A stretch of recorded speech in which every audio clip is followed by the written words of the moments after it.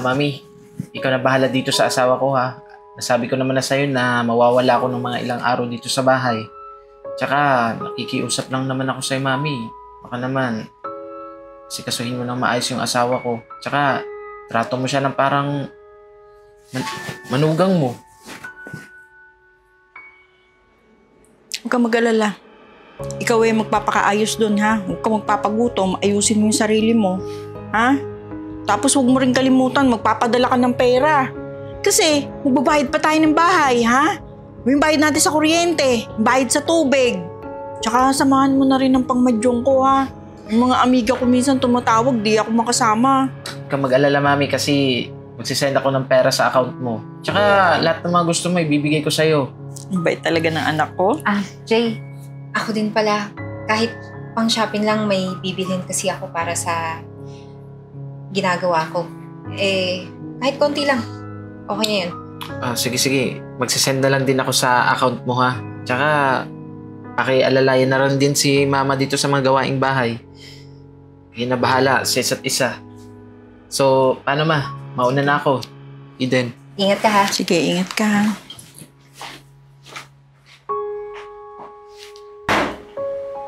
O ano?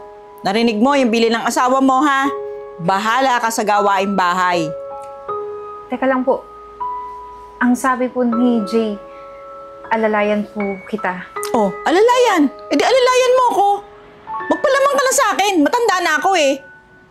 Natural, ikaw ang bata. Ikaw ang kumilos-kilos. Gaano ba kalaki tong bahay para ayusin mo? Tsaka ikaw, huwag kang otsisera, ha? Pag magkausap kami mag-ina, hayaan mo na muna kami. Pasok ka pa sa eksena. Berna ka talaga. Wala naman po sigurong masama sa sinabi ko. Asawa naman po niya ako. May karapatan po akong humingi ng pera sa kanya. Konti din lang naman po yung hinihingi ko sa kanyang pera. Ano ba bang pagkakagastusan mo? Lahat naman ibinibigay na sa'yo. Gusto mo rin maglayas, ano? Pues, hindi ka makakalayas dahil ako ang lalayas. Huwag kang aalis ng bahay, ha? Walang tao dito. Tsaka yung labahin natin, ang dami-dami na, ha? Pupunta ako sa salon ngayon, magpapamanicure ako. Ayusin mo labahin, sama mo yung labahin ko, ha? Naintindihan mo? Baka abutin pa yun ng 1 linggo, yung mga plantsahin, tambak na.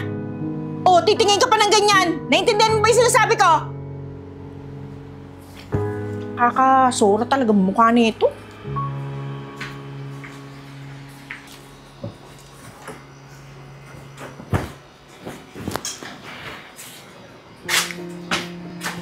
Di ba sinabi ko na sa'yo?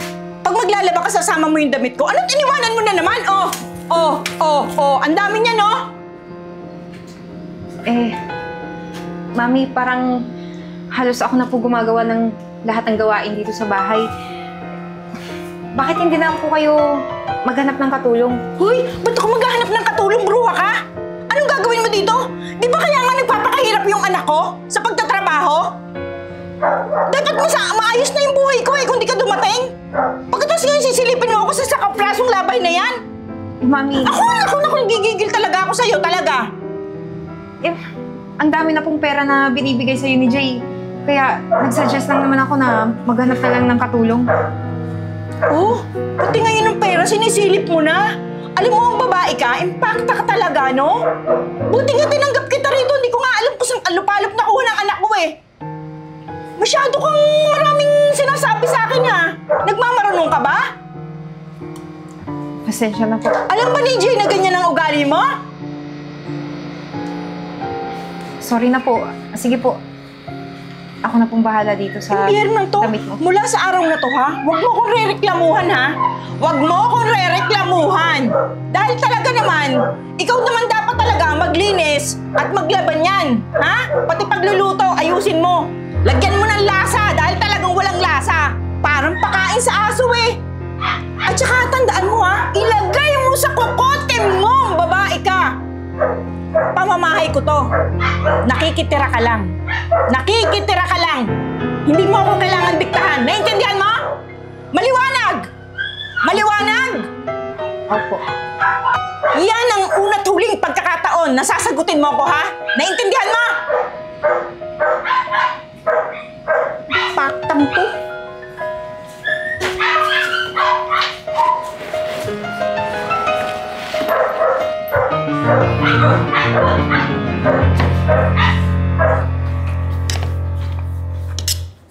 Mami,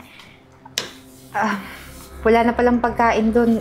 Baka pwede pong makahingi.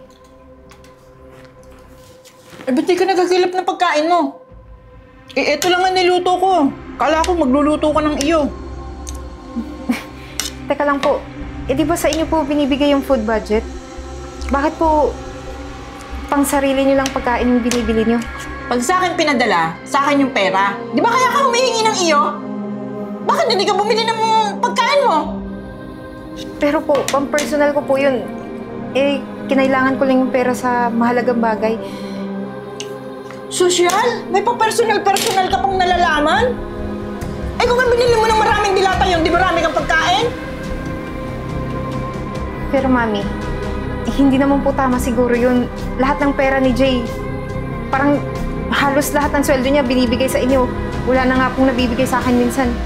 O di ba alam mo naman? Kung saan ko pinagbababayad, di ba alam mo naman? Pero po, gutom na ako eh. Anong masyado ka mareklamo talagang babae ka? Manood ka sa akin! Sige! Manood ka! Huwag kang humagilap ng pagkain mo! Sumusobra na po kayo. Lahat ng gawaing bahay dito, ako gumagawa, ginawa niyo akong katulong, tapos ngayon hindi niyo ako papakainin? Gusto mong kumain? Sige! Kainin mo yan! Sige! Kainin mo! Buwisit ka! Buwisit ka talaga!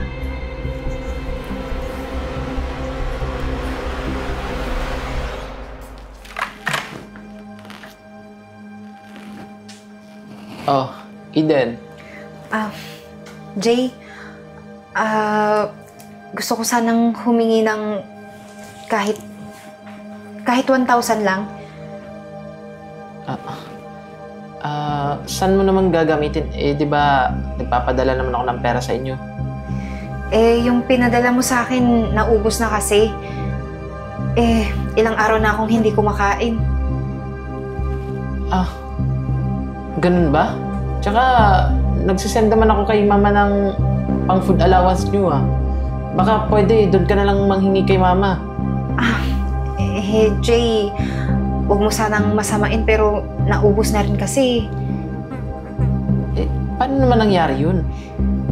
Eden, halos araw-araw nga ako nagpapadala ka dyan kay mama Pwede ka naman humingi sa kanya ng pera pag kinulang ka.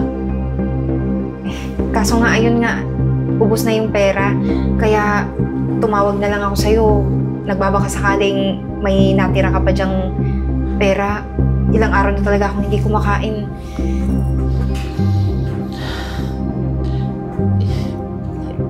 Sandali nga, hindi ko kasi maintindihan kung saan napupunta yung pera Kasi lagi nga ako nagbibigay ng pera kay mama. Nagsisend ako. Hoy, Eden! Eden! Eden!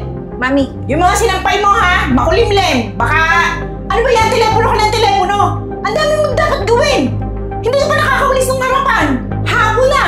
Tapos makulimlim pa, paano ka makakawalis? O sige, kung biglang umulan, mga sinampay mo doon ha. Pagkatapos yung sinasabi ko sa'yo sa likuran na pinaiimbis ko sa'yo yung mga damit na mga tiklupan, hindi mo pa rin natitiklop. Ako aalis ha, Eden. Magmamadyong ako, gabi na ako uuwi. Ilak mo na yung gate, dala-dala ko yung duplicate. Puro ka telepono na telepono. Tapos sasabihin mo mamaya wala ka na naman pagkain kasi hindi ka na naman nagluto. O sige, alis na ako ha. Sinasabi ko sa'yo ha, yung gate ilak mo. Gabi na ako uuwi, umaga na. Jay? Hello, Jay.